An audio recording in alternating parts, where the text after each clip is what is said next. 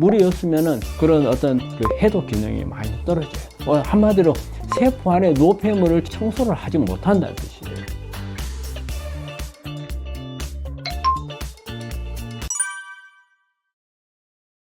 무리암을 치료하는 분이라든지 또 우리가 암을 예방하려고 하는 분들한테 물을 많이 마시라고 하잖아요. 혈액의 혈관 안에 있는 탈수를 막아주고 갈증을 해소하기 위해서 하는 목적이 아닙니다. 이 우리가 물을 많이 마시는 것은 우리 세포 안에 물을 많이 채우기 위해서 하는 거예요. 그거 중요합니다. 우리가 혈액하고 그 다음에 간질세포, 혈액과 혈관하고 세포 사이에 있는 물들이 있거든요. 이 물이 많아지는 것은 도움이 하나도 안 돼요. 세포 안에. 그런데 되게 우리 암 환자분들이 세포막이 튼튼하지를 못해요. 그래서 물을 제대로 가두지를 못해요. 그러다 보니까 세포 안에 물이 부족해져요. 세포 탈수가 일어나죠.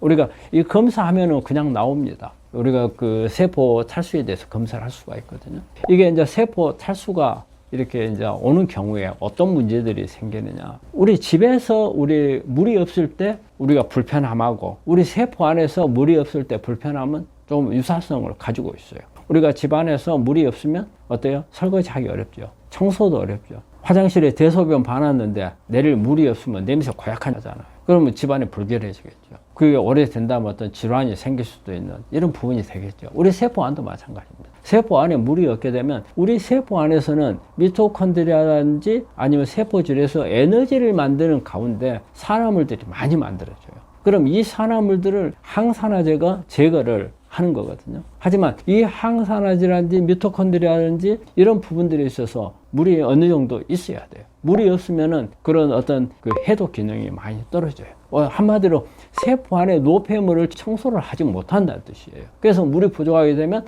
산화물들이 만드는 부분이 정리가 안 되기 때문에 그 산화물들이 활성산소가 돼서 결과적으로 유전자 손상을 오고 그리고 미토콘드리아를 파괴를 하고 하다 보면 이 세포가 여러 가지 염증 반응을 일으켜요.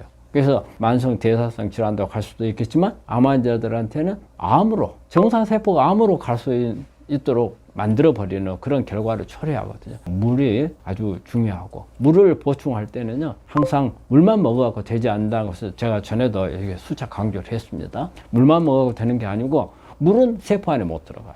혼자 스스로는 들어가지 못해요. 뭔가가 물을 끌고 들어가는 게 있어야 돼요. 그게 바로 칼륨입니다. 칼륨을 먹었을 때 이 칼륨이 세포 안에 들어가면서 물을 끌고 들어가거든요. 그래서 칼륨이 많은 음식, 뭐 고구마라든지 비트, 토마토, 키위, 그 다음에 야채 종류, 칼륨이 많은 음식들 이런 부분들을 같이 먹으면서 물을 마셔야 세포 안에 물이 채이고, 다시 한번 강조하지만 우리 암 환자들은 세포 탈수가 절대 생겨서는 안 되니까 한 번 정도는 내 몸에 탈수가 있는가 없는가 검사할 필요가 있습니다. 정상치에서 1% 정도의 물이 부족하면은 우리가 세포 탈수로 봅니다. 그만큼 물은 예민하거든요. 그래서 필히 한번 검사를 해보시고 내가 물을 보충할 때는 그런 칼륨이 많은 음식하고 같이 하시면은 도움이 될 겁니다. 그러니까 우리가 이제 칼륨이 부족하다는 의미는 아니에요. 칼륨이 부족하다는 의미는 아니고 우리 이제 세포 안에 들어갈 때 이제 칼륨이 필요하다는 이야기지, 우리가 칼륨이 부족해서 물이 못 들어간다 그런 의미는 아니에요. 그래서 일단은 혈액 검사를 하잖아요. 그러면 칼륨이 정상적인 사람은 정상 범위에서 벗어나질 않아요. 정상 레벨 안에 있어요.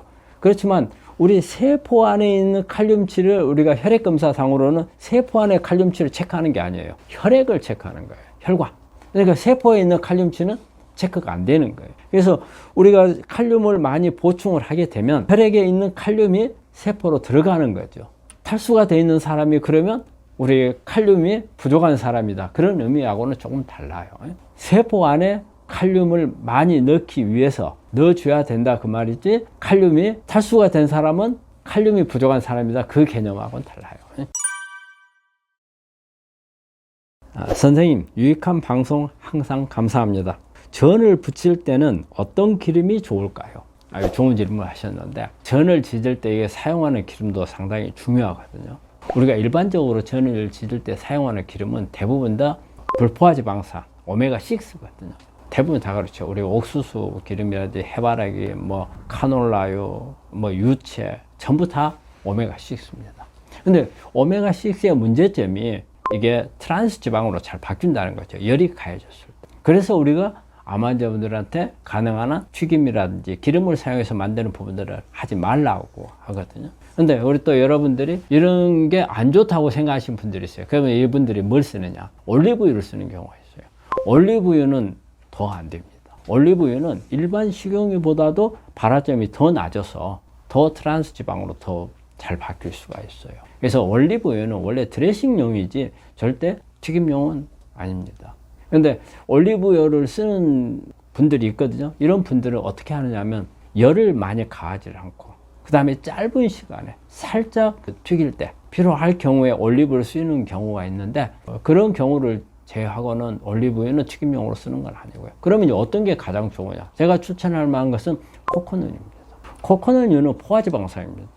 그러면은 우리가 불포화지방산은 좋고 포화지방산은 안 좋다고 돼 있잖아요. 그런데 이 코코넛유는 일단 열을 가했을 때 절대 트랜스 지방으로 가지는 않는다는 거예요. 포화지방산이기 때문에. 그래서 이제 그런 장점이 있고 코코넛유가 가지고 있는 다양한 성분들이 암을 억제할 수 있는 성분들이 많이 가지고 있고요. 그 다음에 코코넛유는 우리 몸 안에 들어왔을 때 바로 에너지로 써버리는 그런 장점이 있어요. 그래서 우리 몸에 지방에 뭐 축적이 되거나 그런 것보다는 바로 에너지를 쓰는 그런 작용이 있다고 그래요. 그래서 코코넛유를 우리 암 환자들한테 권하는 거거든요. 근데 코코넛유가 호불호가 좀 있어요. 여기에서 나오는 풍미를 좋아하는 사람도 있고 싫어하는 사람이 있어요.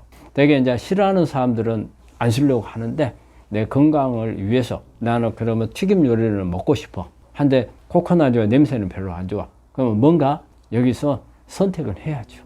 내가 먹고 싶다면 하셔야 될 거고 아니라면 피해야 될 건데 가능하면은 오메가6가 많은 식용유보다는 코코넛유를 권합니다. 저는 그러니까 밀가루도 넣어서 하기 때문에 그 밀가루 음식은 뭐 크게 그런 건 아니지만 우리 한국 사람들 먹는 전에는 거기가 야채 같은 게 참 많이 들어가잖아요. 그래서 야채를 몽땅 넣어가지고 하는 것은 나쁘지는 않는 걸로 봐요. 하지만 기름을 사용을 할 때 기름이 문제거든요. 그리고 이제 밀가루가 너무 많았을 때 좀 문제가 될 수 있겠죠. 이럴 때도 마찬가지로 야채 많이 넣고 코코넛유 하고 하면은 그래도 내가 즐길 수도 있고 그리고 내가 유해하는 부분들을 좀 줄일 수 있죠. 문제 되는 건 과당보다 포도당 아닌가요? 우리가 이제 그 암 환자들한테 이제 포도당하고 이제 그 과일을 먹게 되면 이제 과당이 있거든요. 그럼 이제 이것을 이제 어떻는가? 우리가 설탕 속에 설탕이 2탄당이거든요. 설탕은 포도당 하나, 과당 하나입니다. 두 개가 묻혀 있어요. 그래서 다 6탄당이에요. 우리 암세포는 포도당을 가지고 에너지를 만드는 그런 기능을 하죠. 이게 포도당에서부터 여러 가지 과정을 거쳐서 젖산을 만들고 그런 과정에서 에너지도 만들고 여러 가지 암세포 성장에 필요한 단백질도 만들어내요. 그러면 과당은 어떻느냐? 포도당처럼 처음부터 시작해가지고 가는 그건 아니지만 중간에 끼어 들어갑니다. 그 포도당 대사 과정 중간에 과당이 들어가는 과정이 있거든요. 과당도 마찬가지로 많이 먹었을 경우에는 포도당이 우리가 암세포 바로 가져가서 사용을 하는 것보다는 속도는 늦어요. 하지만 과당도 그대로 이용을 합니다. 그래서 과당도 너무 많이 먹는 것은 좋은 게 아니어서 저는 가능한 과당도 포도당 줄이는 것만큼 과당도 줄여야 된다고 생각을 합니다. 폐암은 꼭 세포 독성 항암제여야만 하나요? 항암 치료하고 계신 분인 것 같아요. 근데 우리 폐암은 꼭 세포 독성 항암제만 쓰는 거 아닙니다. 표적 치료제가 많이 있죠. 보통 뭐 EGFR이라고 해서요. 상피세포 성장인자 수용체가 양성으로 뜨는 분들한테는 그 표적 치료제들을 많이 쓰죠. 근데 아마 이분은 아마 세포 독성 항암제를 쓰는 것 같은데 만약에 세포 독성 항암제밖에 없다 한다면 표적 치료를 할 수 있는 그런 유전자 변이 된 부분이 없다는 뜻입니다. EGFR라든지 뭐 ALK라든지 이런 유전자들이 있거든요. 변이 되는 유전자들. 이것을 억제하는 표적 치료제가 있어요. 근데 아마 이분은 제가 볼 때는 표적에 대한 변이된 유전자가 없는 것 같습니다. 그렇다고 해서 또 이게 무조건 세포 독성 항암제만 쓰는 게 아니고 요즘에는 면역 항암제도 있거든요. 그 면역 항암제도 폐암에 상당히 많이 쓰는 그런 부분들이고요. 꼭 변이가 없더라도 쓸 수 있는 다른 약들도 있어요. 그래서 이분은 세포 독성 항암제만 사용을 한다고 들으셨던 분인 것 같은데, 잘 찾아보면 다른 이런 약들도 있을 수 있고요. 그리고 요즘에는 임상약들도 많이 나오거든요. 또 특히 컴바인드 세라피가 있습니다. 병합해서 단독으로만 쓰는 게 아니고 세포 독성 항암제를 쓸 때도 다른 표적하고 그 다음에 면역 항암제하고 같이 겸해서 같이 쓰는 방법들이 있기 때문에 조금 더 찾아보시고 교수님하고 이야기를 나누면서 어떤 임상 같은 이런 부분들도 있으면 참여를 하시면 도움이 되리라고 생각합니다. 우리가 이제 사실은 우리 환자분들이 내가 좋아서 나 이거 할란다, 내가 싫으니까 이거 안 할란다, 사실 그게 선택이 쉽지 않아요. 왜냐하면 모든 암에 대해서는 각각의 치료 약들이 대강은 정해져 있거든요. 그래서 이런 암에는 이런 약들을 쓴다. 되게 우리 항암이라고 하는 것은 상당히 우리 환자분들이 부담스러워 하죠. 어느 누구든지 지금 항암을 하고 싶은 분은 잘 없어요. 근데 내가 좀 더 편안한, 내가 부작용이 적어서 나한테 내가 힘들지 않은 그런 게 있다면 정말 좋겠지만 아직까지 현실적으로 그런 부분이 없어서 우리 환자분들이 선택할 수 있는 부분은 별로 없다고 봐요. 그런데 만약에 이게 있어가지고 같이 사용할 수 있는 여러 개 있을 때 교수분이 선택을 하라 하는 경우는 있어요. 이제 그런 부분이 있다면은 이제 본인이 선택할 수 있는 부분들이 있겠지만 그렇지 않고. 근데 이제 환자분이 선택해야 될 상황은 있어요. 어떤 경우냐. 특히 세포독성 항암제를 썼는데 내가 너무 힘들다, 내가 너무 견디기 어렵다, 이럴 때 이게 지속이 돼야 될지, 또 하나는 이 세포독성 항암제를 쓰고 있는데 계속 암이 더 성장을 한다, 줄어들지를 않는다, 이럴 때 계속 해가지고 해야 될지 말아야 될지, 이때는 환자분의 선택입니다. 또 교수가 계속 하자 하더라도 환자분이 판단을 하셔서 너무 어렵고 너무 힘들고 오히려 하면 할수록 더 악화되는 것 같다 하면은 그거는 환자분들이 중단하는 것에 대해서는 선택을 하실 수가 있습니다. 오늘 또 정보를 가지고서 많이 이야기를 해보는데, 우리 여러분들하고 하면서 댓글이 점점 많아지는 것 같아요. 아주 제 기분이 좋아요.